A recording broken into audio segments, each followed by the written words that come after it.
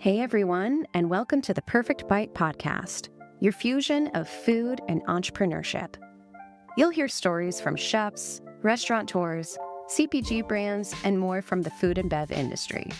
All of them are at different points in their journeys, talking about their experiences and how they've cooked up something new. Let's dig in.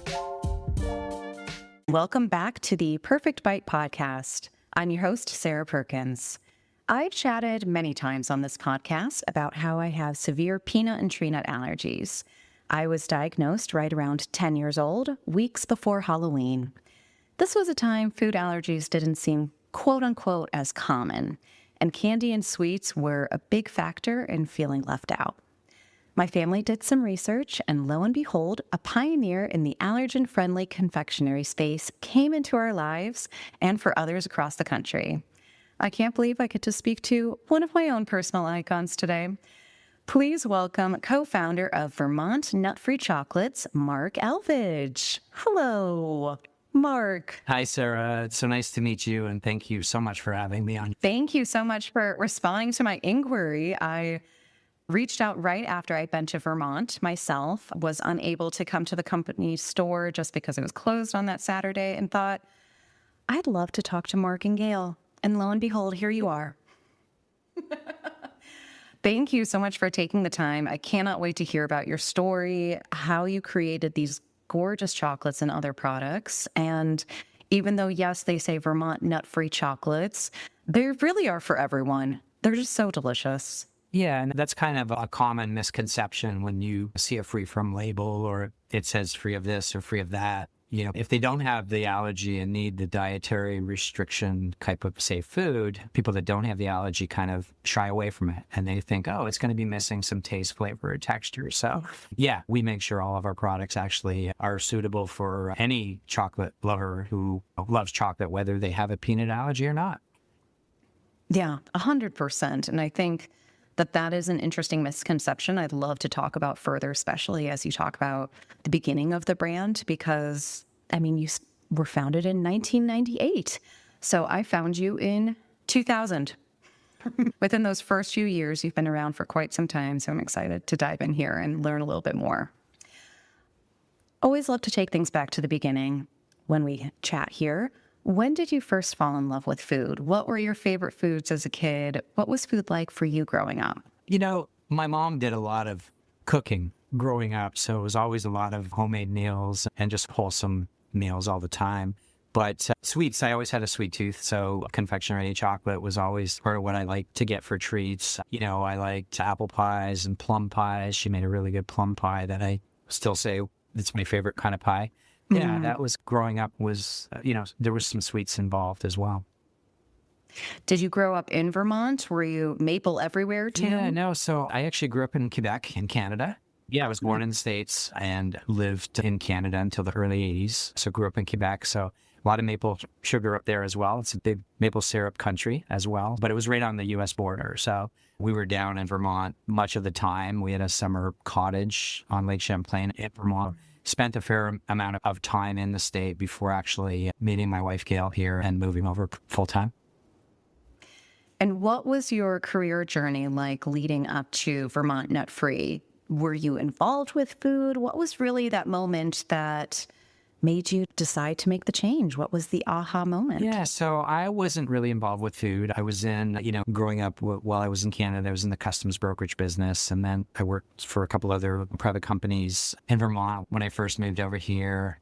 And then I was in the travel retail business, duty-free business for many years. So being on the retail side of things for many, many years. And my wife, Gail, she was in the accounting department at a utility in Vermont, a utility company. So neither one of us really were involved in food business at all before launching Vermont Nut Free Chocolates. But my wife always been a great cook and a tremendous baker. And yeah, she's a really creative person in the kitchen. So. Oh, I love that. And so Vermont Nut Free was really inspired by your son. What was that moment like? When did you discover that he had food allergies, specifically nut allergies? Yeah. What did you feel as parents? And what really was your thinking of, well, we specifically have to do something about it? Yeah.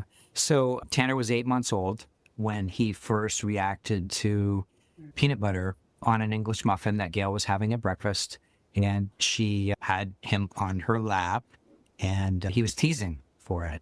And kind of put it up to his lips as if to offer him a little bit. And pretty immediately, he broke out in hives and started screaming and turned red. And she knew so something was drastically wrong. So it was a Sunday, and she called her pediatrician, and they called back, right? Because it was an on-call kind of thing on a Sunday. So they said, he's probably allergic to peanuts, and you should just keep him away from peanuts and nuts for another few months. And then at 1 year, we can get him into an allergist and get him tested. So, and the initial exposure to peanut allergies, I mean, growing up, we didn't know anybody that had peanut and nut allergies or food allergies in general. It was just so much less prevalent. So he was our first introduction to it, and, had to learn a lot, become a nut-free, peanut-free household, and call manufacturers and kind of figure out what else they make, what else they package, where there could be cross-contamination risks within, the production or packaging kind of lines or processes within these companies. And so Gail did a lot of phone calls, did a lot of research, did a lot of learning. And the one category that she quickly found just wasn't available was chocolate and confections, because most chocolate companies, even if they make, something that has no nuts or peanuts in it, because of the way they process or package and shared equipment, shared lines and facility, it renders it, as you know, unsafe for somebody with a life-threatening allergy. So in doing that research and her figuring out that, hey, this is a really tough thing to find, and she didn't want him missing out on any of the seasonal kind of things where you indulge in chocolate and can't eat confection. So she basically started making things at home for our family that were safe, that she knew the ingredients and the sources of it. And obviously we were a nut-free household, so there was no cross contact with her contamination with anything she was making for us. So she basically started making things at home just for us, with really no intentions of selling it or, starting anything. And then as we, would take treats to parties and family get-togethers and gatherings, because it would be the safe thing. Yes. People started saying, hey, this is really good. You should sell this. So that's kind of how it started. And he was 1 year old when he was diagnosed. We started the company actually when he was 4. So there was, kind of 2.5, 3 years of just making stuff for our family and friends and gifts and things like that. And then, the more she researched it and looked for things so she didn't have to continue making everything herself, the more it reinforced the fact that there really wasn't anything out there that was safe and suitable for Tanner. So I remember one morning we were both coming downstairs, and she said, we should start a nut-free chocolate company. She said, there's probably a lot of people in the same predicament as us, and there's probably families looking for this product. So I challenged her. I said, yeah, let's do it. And she goes, well, I don't know anything about business. And I said, well, I'll help you with the business. If you can do the product and, figure that out, we can figure it out. So in January of 1998, we actually incorporated and got a Vermont State Health Department license. In Vermont, you're allowed to start your businesses in your home So we were fortunate it wasn't a lot of investment or capital outlay to really kind of start it. So we actually incorporated, and she bought a little chocolate tempering machine. And I remember her saying, it was $300 or $400. And she goes, well, what if nobody buys the chocolate? I'm like, well, you know what? Then we're going to have a really nice machine that you can use to make our stuff. So it was different times. Things might have been a little simpler to launch back then. So anyway, that's what we did. We launched, and I remember our first website was on a free AOL space, and it was like members.aol.com. You're never going to find me. That's kind of where we started. And so we put up the website in January of 1998. And really, I think the first item Sarah ever sold online was in 94, and it was probably Jeff Bezos, right, selling a book. Yes. We were really early online, and no retail front, no wholesale accounts, just really going to service and cater to the online community, which we knew must be big, but would be geographically dispersed. So an online presence kind of made sense. And so that's what we did. And that's really how it started. So very, bootstrap in our house, not a lot of capital expenditure or anything other than, some legal fees to incorporate and some insurance and some state health department licenses and inspections and things like that, and a $350 chocolate machine. So yeah, that's kind of how the company started. Holy cow. And you couldn't get more lucky than the name Vermont Nut Free Chocolates. I mean, if we're talking search engine optimization today, even if someone were to search nut free chocolates, I'm sure you are right at the top of that page. Yeah, so we do come up 1, 2, or 3 organically on all of the search engines, and that's been really helpful for us over the years. There's more people bidding on keywords and things like that now. So we do now spend some money on Google and some of the search engines to try to keep our products up there. But we naturally and organically just are there if people are searching for nut-free chocolate, peanut-free chocolate, any of this stuff like peanut-free Easter bunnies, peanut-free, Yes. any of that stuff is pretty organically and embedded into our products. So amazing. Do you remember what it was like those first few weeks? So which products did you first start with in terms of selling? What was the demand like? Yep. Was it slow and steady, or did you see a boom? Yeah, so it was kind of slow and steady. It was pretty instantly people would discover us online because, even though it was like really not a domain with our name in it, people would discover us through the relevance of the search. If the search was even a thing then, I don't even know how they found us, but they did. And then if somebody in, let's say, Pittsburgh found us and they went to a support group meeting, which they used to have monthly support group meetings with families kind of just going and meeting in person. And now there's a lot of online connectivity and groups that meet and share thoughts and brands and ideas, that somebody would go, discover us and go to that meeting. And then the next day we get 25 calls from Pittsburgh. And then it was somebody in Chicago. And then it was somebody in Denver. And then it was somebody in New York City. So it was like pretty organic growth and pretty much discovery word of mouth. And then they'd tell their allergists. And I remember, really not long into it, the Boston Children's Hospital allergy department had discovered us through a pretty big base in Boston still today, in the Boston area and Massachusetts. But the allergists were actually including our information in newly diagnosed patients' packets for people to call and get their comfort level that we knew what we were doing and that we were really nut-free and peanut-free, because you can't just believe people, right? You've got to questions and, kind of figure that out. But yeah, so we were a little ahead of our time for selling online and then way ahead of our time for the free from category online. But it was good timing, and it really cemented in our long-time online customer base, which is, still the largest percentage of our business is our online direct-to-consumer channel, even today after 27 and a half years. Oh, my goodness. Doing this, yeah. My goodness. So you didn't do a ton of outreach yourself. It sounds like word of mouth, organic growth, like you said, and then it just took off because, like you predicted, there were plenty of other families and individuals out there who really needed something like this.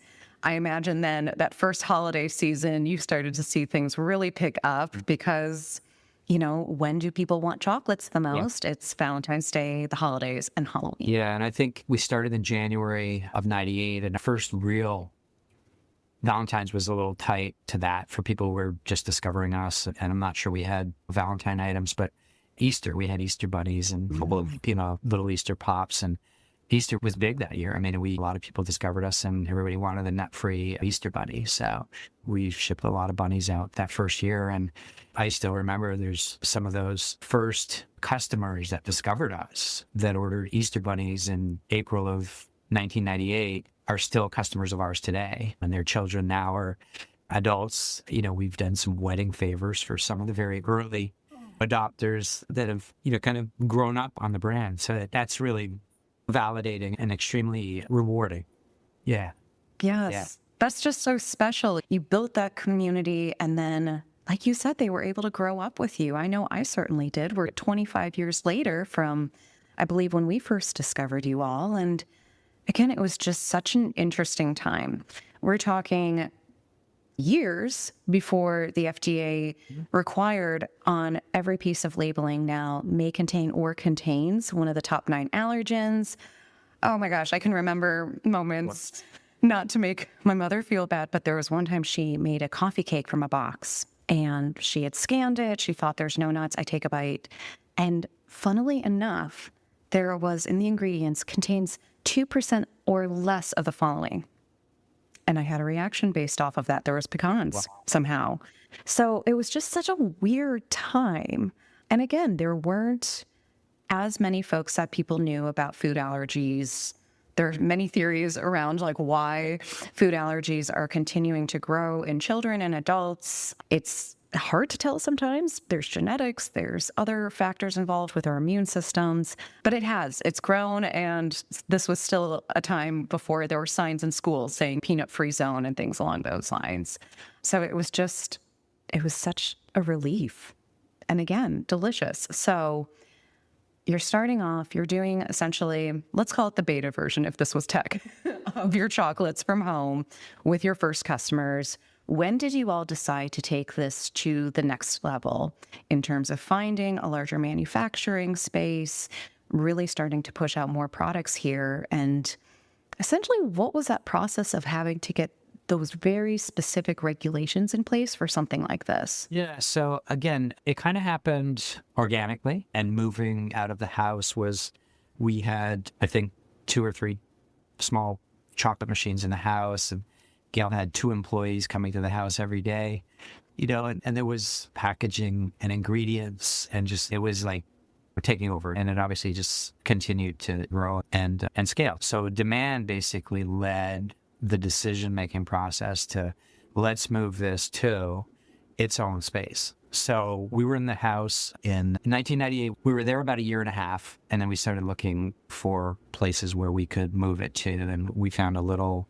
colonial house type place in a little main street in South Hero, Vermont, which is just a little bit down the road from us. And we bought that building. We renovated it. We made a little gift shop and chocolate store. We put in viewing windows and made a production kitchen. We used the back 3-season porch for our warehouse and shipping and packing and picking. And it's a restaurant today after all these years. And we were there just literally a month ago, and walking back to look through those spaces and how we did what we did out of there was pretty amazing. So that was our first move out of the house. And that was really within a couple of years after starting. And that was a little bit of, capital expenditure, right, to buy the place and renovate it and get it set up and buy more equipment and bring in more people and all that kind of stuff. So we did that, and we outgrew that space in about 2 years, but we were there about 4 years before we could, get into our next home. And literally, we had just moved into that building in the fall. I think we moved in around Halloween 2000. So we did Halloween out of that building. And then in November of 2000, we had an article about us in People magazine. And it was a 4-page spread just on Vermont Nut Free. And it was a pretty big deal. And we were, the first company to be peanut free and tree nut free on purpose. I mean, organically or naturally, there's some companies that just don't do anything with peanuts and tree nuts, so they kind of existed, but nobody was marketing it or really specifically saying, hey, we're nut free and peanut free and we're here for you, but we need this product. So we were the real first ones to do that on purpose. And so the People magazine story was crazy, and that's such a huge magazine. And when that issue hit, and I believe it was November 2000, so right before holiday, oh boy, the phones started ringing, and it didn't stop. And it was just, we were slammed, just really, really busy. And even today, we get people who remember that article and say, oh, I remember reading about you guys, and it was this big thing, but now I have a grandchild who has the allergy, and I remembered you. So that was like an amazing, lucky kind of encounter with a freelance reporter that was looking for stories like that I, kind of just ran into randomly at a trade show, and she ran with it, and it was an amazing, amazing lucky break for that. So that kind of blew out that building. And then we had a building built for us in an industrial park back in Grand Isle, which is where our hometown is in the Lake Champlain Islands. And we moved into that, and that was much bigger space. We thought it was going to be good forever, and we were there 14 and a half years. And we outgrew it in 10. We probably could have outgrown it sooner had we pushed on the wholesale and distribution channels, but we were still primarily a mail order, direct to consumer.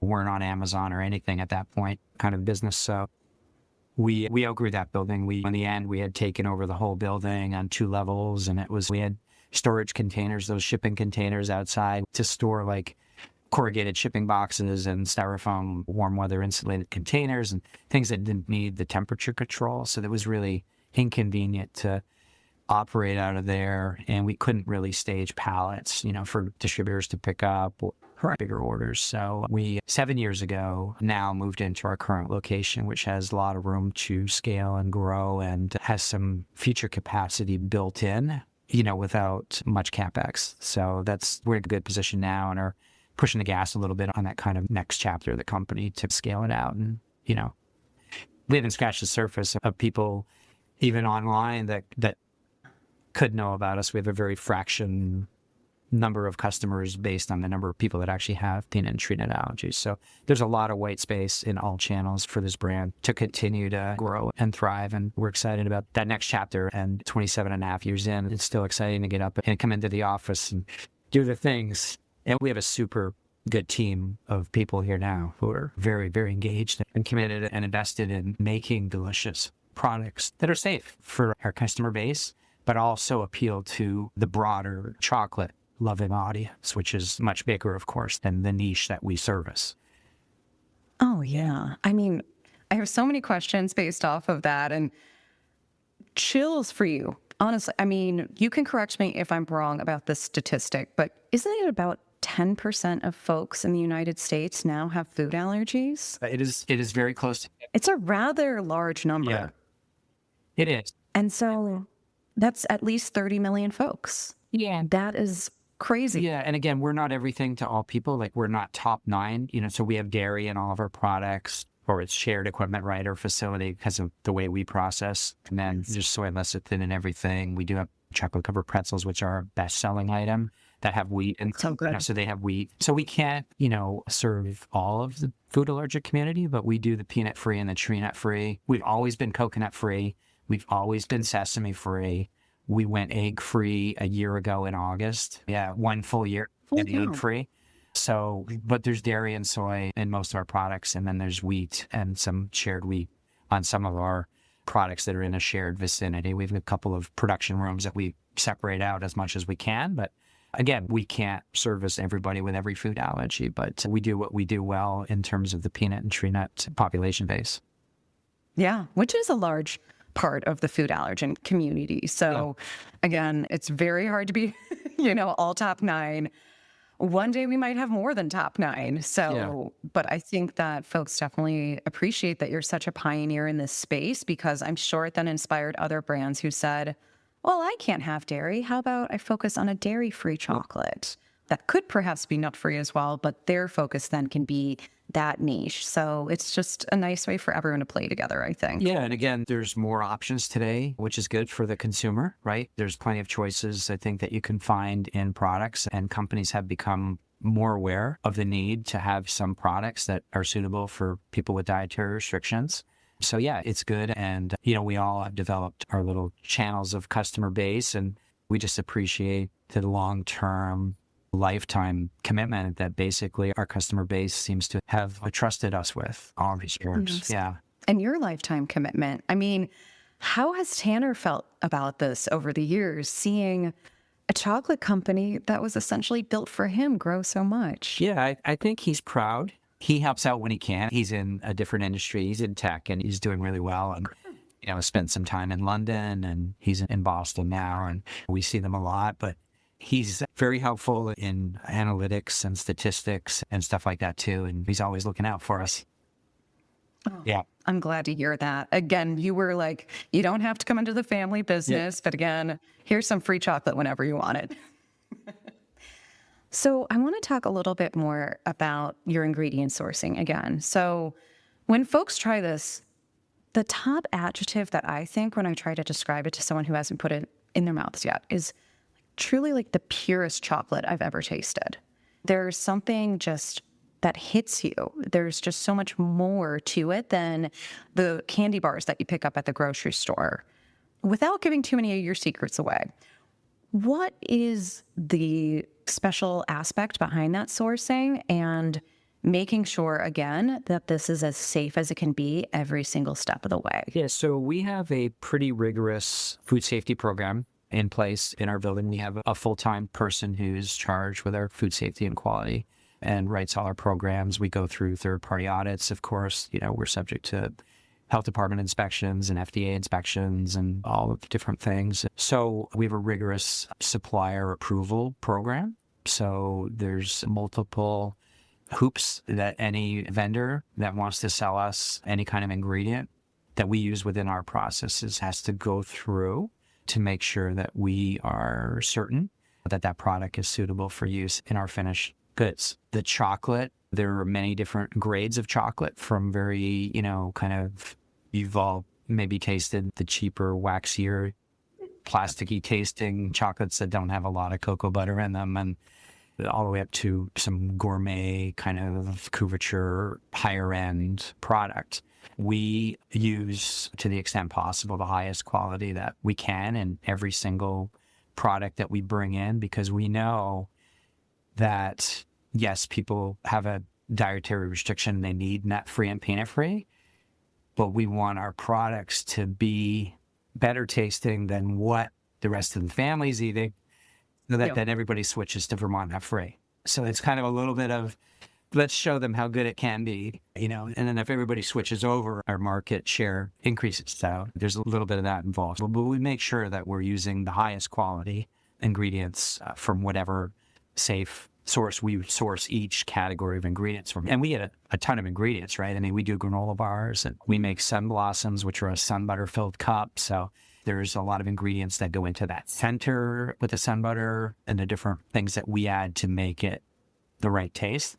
So we use quite a few ingredients, and, we try to, and in most cases have stayed with some original suppliers who that's all they make in their facility. And we habitually get their third-party audits and their certifications and their updated allergen statements and all of those guarantees that they haven't changed the process and they still don't do anything with nuts and peanuts. And it's still what we expected and have been used to all these years. So that's, I think, a long answer to your question of how we make sure things taste so good is just our sourcing process and making sure everything is as gourmet and quality as possible.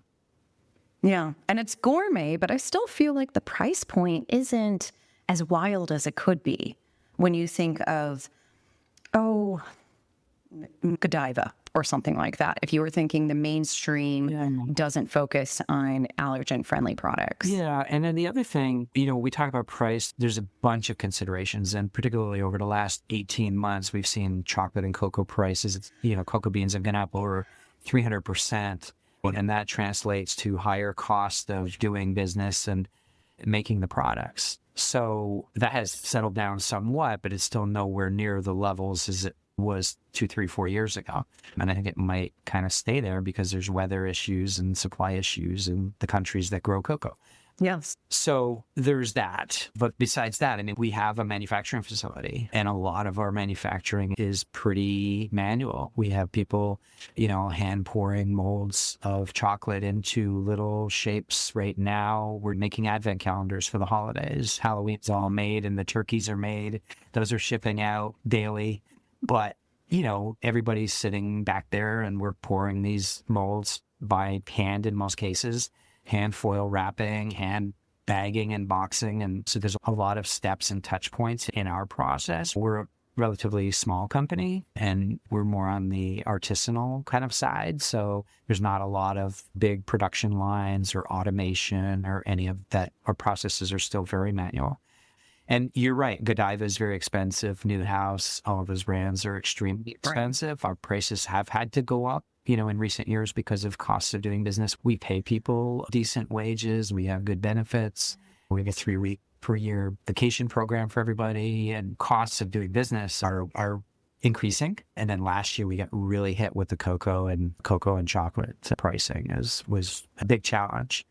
Yeah. And whether it's cocoa or I imagine maybe you're experiencing tariffs with other products and materials that you're working with, other policies that are in place? I mean, there are plenty of folks who come on here saying 2025 in food and bev, agriculture, hospitality, it's all feeling a little like 2020 sometimes. Yeah. How would you say that you personally and the company are doing your best to push through these types of challenges so that you can get to the other side? Yeah. So I won't spend a lot of time on COVID, but COVID in 2020, when most businesses had to shut down, we were still considered food, even though we're chocolate, right?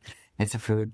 And we were in the mail order business. We were in the direct to consumer business. So we weren't relying heavily on grocery store shoppers because they were buying center store items, not gourmet peripheral specialty items. They were buying toilet paper and rice and pasta and paper towels and bleach.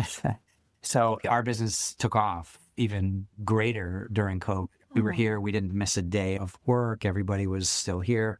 We have a spotless facility. It's very clean. So sanitizing and keeping things clean and hand washing is just part of what we do anyway. So we didn't have to adapt at all. And everybody was happy to still be able to come to work every day. So they didn't have to stay. Oh, God. And the only thing was different. We were wearing masks, for Yes. for almost 2 years. But our mail order business really grew during that. The tariffs are a little different. I think people are a little bit concerned about where the economy may be heading. I think there's some hesitancy on spending. If they were buying for each holiday and a birthday a year, are they picking the two favorite holidays and the birthday now? So that's kind of something that we're concerned about over time. And then like our foils, we wrap a lot of stuff in foil wrappers, right? And we buy those from a company who makes those foils in New York. So it's a U.S. company that we buy, and they bring in the raw aluminum product, what they make these foils from, in huge rolls from overseas. Yes. We got hit on tariffs from a U.S. company who makes our foils. And Isn't that funny? You're like, oh, it was like passed on through multiple people. yeah, exactly. And then even some of the raw ingredients have a component or two that could be from, the European Union, and that portion of it gets tariffed. I mean, we do a lot of business with Canada, and Canada put on a 25% retaliatory tariff. So it's way more expensive to take things up across the border into Canada and ship them from Canada Post to our customers. We continue to do it and we absorb that, but that was, an unexpected and uncontrollable kind of like, oh my God, we don't need this. Yes. None of us need this, but So those things have affected us in addition to the cocoa and chocolate pricing, which is big in itself. Are you then finding ways to rally the team somehow and get creative in other ways? So we're in the process of trying to do a little bit more innovation. We recently took on a new equity partner. And we're going to be doing a lot more R&D and a lot more kind of innovation and pushing out some new products.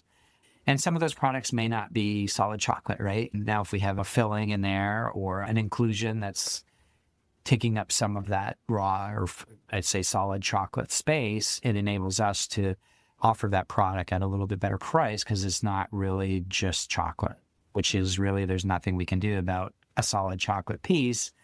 We've got to pay for it and cover our costs of making it and make sure that we can be profitable so that we can stay in business and continue to serve the community that kind of expects us to continue to be there. Yeah. Yes. Well, if I may offer a suggestion, as one of your customers who went from child to adult, you've always made some really nice boxed chocolates. Maybe you can team up with an artist and do some hand-painted chocolates. Some of these things that you see, here I am, I'm like, here, take these ideas. When you say go into another confectionery store, as someone who just also loves pretty shiny things, there's nothing like seeing those jewel-looking bonbons. So maybe that's the future of Vermont Nut Free. Maybe there's a luxury line that comes out of it. Yeah, thanks. Like you said, it's got the fillings, it's got something different in there. And that way you can feel like, oh yeah, I'm getting the exact same level of artistry on the chocolate that someone might get with nuts inside, which is always the case. They've always got a nut inside.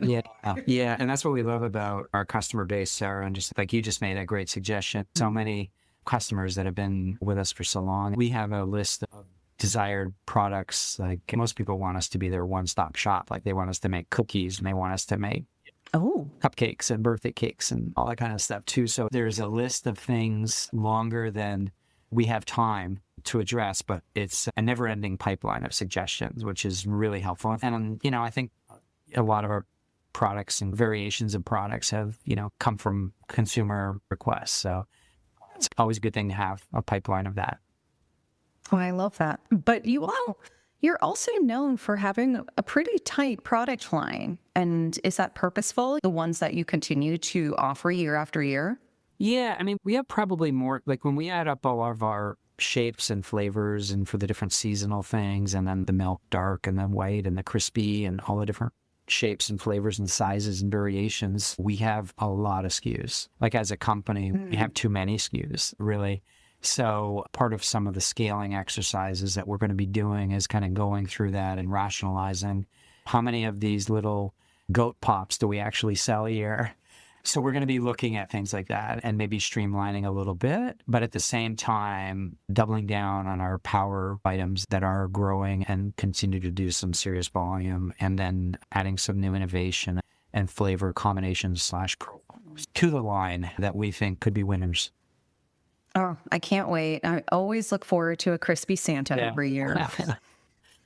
We've had those for quite some time, and they're extremely popular every year. It's so great because if you can't have a crunch bar anymore, or again, imitating what it's like to have the texture of nuts in something or seeds, this is perfect. Same with the pretzel rods. Sorry for our gluten-free folks, but yes, same with the pretzel rods.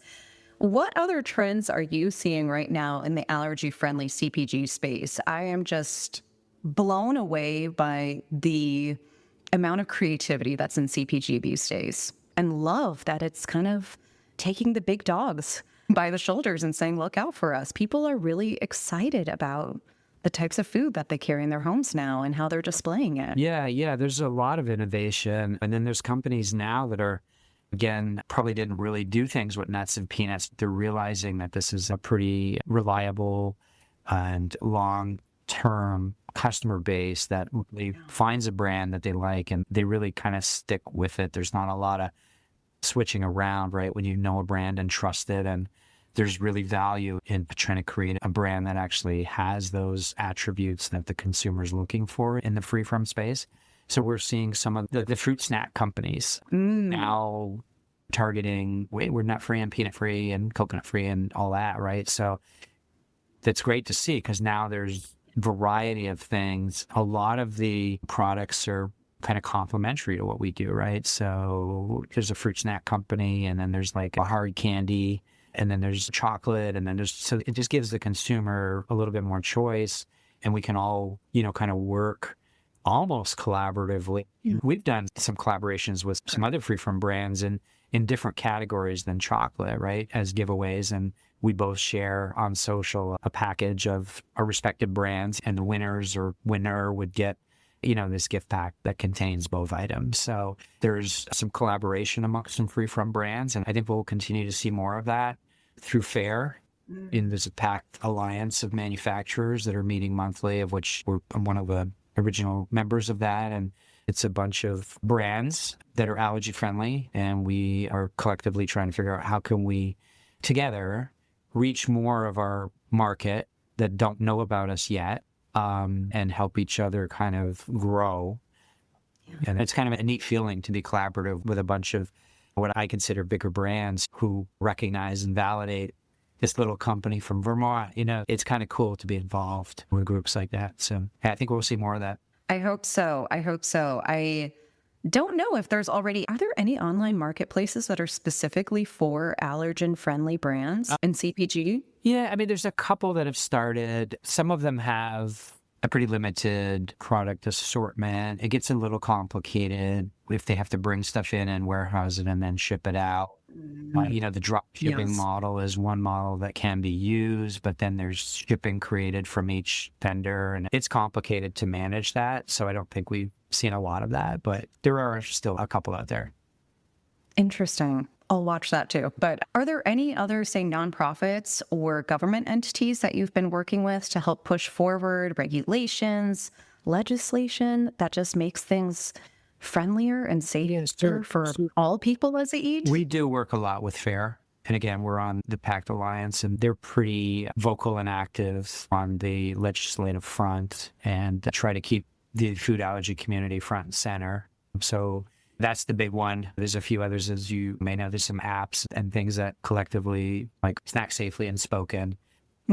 Yes, Spoken, Chicago. Yeah, they have some apps that really link together some free from companies so that people who have the food allergy can go in and kind of program what they need to avoid, and then it sifts through and feeds them brands that would be suitable for their restrictions. So there's things like that out there, and there's, I think, a couple more that are out there as well. I'm probably spacing on their names right now, but those are the bigger ones. Definitely. Mark, I can't believe we're coming up on time here together. I really could talk to you about this for hours. I'm so fascinated about what you're doing and so appreciative. Last couple questions before we get to the world's best and hardest question, as we say. What would you say are the hardest moments that you've faced and overcome that have really shaped the brand and team that you've built today? Yeah, I think the hardest thing is having enough of the right people. We have a super dedicated, I mentioned earlier, dedicated team who work hard day in, day out to make safe products for everybody to eat. And it's sometimes challenging. I think Vermont has the lowest unemployment rate in the country. So there's, way more jobs than people. So we're lucky. We get a lot of referrals. We have family members who bring other family members who actually have a family of 5 working for us. So we have a lot of referrals, and we're fortunate in that space. So that is sometimes challenging, but we've managed through it.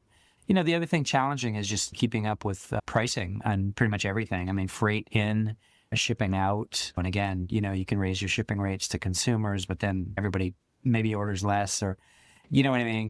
They want free shipping, promotions, and things like that, which we occasionally do. It's just the cost of doing business have really gone up, and that's probably been the most challenging thing, to keep pace with that, but not outprice our products to the consumer who's really relying on it and needs to get it to continue to be able to buy our products at fair pricing. Yes, you're like, and we need to stay in business. Exactly. Yeah. Well, I'm confident, despite, as we've talked about, yes, we are in very difficult economic times, and I think it could be getting worse, but you know what? The nice thing that folks are saying is that means we're in the treatonomics era. So that means the little treats like chocolate, that's still going to be there, because maybe you can't travel as much, but you can give yourself a beautiful box of chocolates, or someone else. Yeah, exactly. What would you say you're most proud of? I'm sure you have a list here, but and what do you see for the future? Yeah, so I think the thing I'm most proud of is just when we go to like a food allergy conference, or we'll do like a demo at a store or something out there, and having people just come up and say, hey, I've been, a customer of yours for 21 years since my parents found you. And that is hands down, I think, Sarah, the most rewarding things that a brand can have. And not every brand has that luxury. So I'm proud of that. I think for the future, I think we're going to be trying to get more distribution and into more retail doors. We're primarily mail order, direct to consumer as a business percentage right now. And we're going to push on the distribution and more retail stores. We're probably at 2,000 stores right now, but that's really a small portion of our total business. And I think we're going to see that grow significantly, as well as the direct to consumer and our Amazon channels over the next few years, and have more people discover us, so that, 20 years from now, somebody can come to Vermont Nut Free and say, hey, I started buying from you in 2025, and I've been a customer it's now 2050. So that's what we want to perpetuate and bring to reality. We've got work to do. And I believe it's going to happen. I do. I see you in major retailers and on end caps, and it's just natural. Mm-hmm. And the hunt will be a lot easier. Yeah, I think so. Well, so I know you and I are recording right now at the beginning of September, but honestly, in food and consumer land, we've been thinking about the holidays since July. Halloween and the holidays are just around the corner. What really are your favorite products that you like to recommend for trick-or-treating and for gifts? So I think hands down, my favorite item for gifting particularly is our dark sea salt caramels. Those are, My brother's favorites. yeah, those are really good. And then the trick-or-treating, we've got a milk, dark and crispy and white versions of a lot of different shapes, right? Most of them are solid items. Those do extremely well. We have our sun blossoms are doing well. We generally do like a holiday package for those. And again, Halloween and Thanksgiving are completely produced and they're shipping out the door every day now. Christmas is pretty well, and Hanukkah are pretty well underway, and we've got more work to do on those, but we've actually shipped out some holiday distributors already that they're going to be putting in stores in mid to late October. So yeah, we're always, and now we're, starting to think about our Valentine's and Easter selection for this year and what packaging we can get and what changes we need to make. So there's always a kind of a pipeline of projects behind the scenes to make sure we have a good selection for people during the time they want to get it. Yes, as long as it's shelf stable enough. Yeah. I mean, again, you can get it out there and you're thinking months ahead of time and people are like, oh, it's still the end of summer. And you're thinking, no, I'm thinking about Valentine's. Yeah, exactly. Yeah. What is one piece of advice you'd want to share with someone who's looking to start something of their own and be an entrepreneur, whether it's in food or any other space? Yeah, I think the number one piece of advice is today, there's a lot of information out there. There's a lot of things you can do research on. I would suggest getting a mentor in the space that you're considering entering. And entrepreneurs are usually very generous with their time and advice to aspiring other entrepreneurs. So I think the mentor thing is really important. And then the research. And then remember, in a lot of cases, because you can launch online pretty easily today, with the food business is a little tougher because you've got regulations unless you're not making your stuff, right? You're using a co-manufacturer and not actually having to set up a production facility. There's a bunch of different layers involved with that. But yeah, do some research, get a mentor, and do your homework. And then do a soft launch. You don't have to be perfect. You don't have to wait till it's perfect. It's better to launch and learn and adjust and move forward than to analyze it for 6 years and somebody else does it before you. Yes. Yeah, I would say that would be and then the last piece is, so that's the get-to-itiveness, right? And then the next part is the stick-to-itiveness. A lot of times people start something and it's hard. It doesn't happen by itself. It's not easy. It's long hours. It's frustrations. It's a lot of no's. It's a lot of trial and error. But I think if you stick with it and making sure you're analyzing and adjusting and you stick with it long enough, that's a pretty big key as well. Yes. It's tough to do your own thing every day. And you feel the roller coaster of emotions. The best thing can happen to you and the worst thing can happen to you on the same day. So yeah. I like that. Go get it-to-ness and stick to it-to-ness. I will take those. Get-to-itiveness and stick-to-itiveness. And I think I'll have to credit Brian Tracy, who's a motivational speaker, with that. One of his books that stuck with me from a way long time ago. Oh, yeah. I love it. Well, Mark, here we are. As a little reminder to everyone, this is called The Perfect Bite, since the folks that we talk to are a bit of a perfect bite of the food value chain, but it's also because we all have our own perfect bites, our own unique tastes, those memories, those recipes. Maybe it's a piece of chocolate that we just can't get out of our heads and that will stick with us forever. So, Mark, what is your perfect bite? My gosh, my perfect bite. It's tough. I don't know. There's just so many things. Pursue your dreams.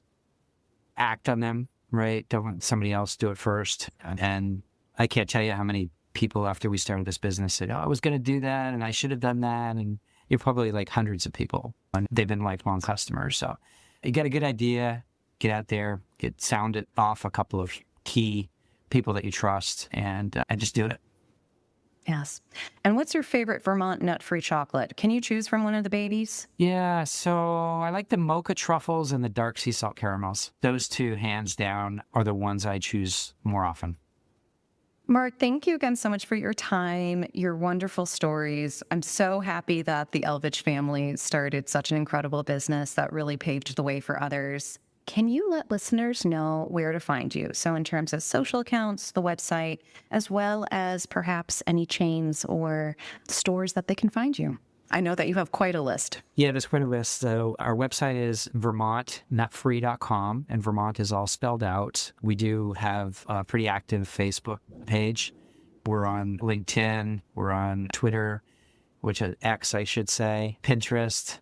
And then, feel free to reach out to me too. I have a LinkedIn page. Happy to connect with people and grow my network and yours as well. On our website, we have Store Finder, and we're in many more because some distributors put us in stores that we don't know we're in.